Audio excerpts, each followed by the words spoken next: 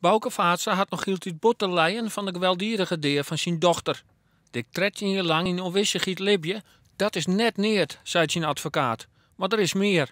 Bouke is degene die het verminkte, vermoorde lichaam van zijn dochter gezien heeft. Hij heeft haar gevonden. En dat heeft bij hem tot een blijvende geestelijke problematiek geleid. Jasper S. werd dit jaar veroordeeld tot 18 jaar cel voor de verkrachting en moord op Marianne Vaatstra in 1999. Na het vonnis woer Bouke Vaatstra rest.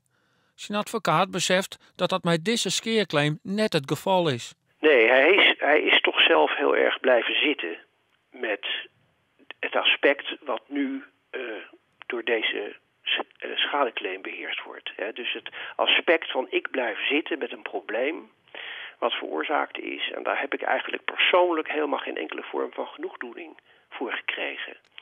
En daarom heeft hij mij benaderd. Er is beslaglijn op de pleats van Jasper S. in Oudwoud. De pleats is intussen verkocht aan een boer uit Engwirm, maar is nevens de advocaat nog net officieel oerdroegen.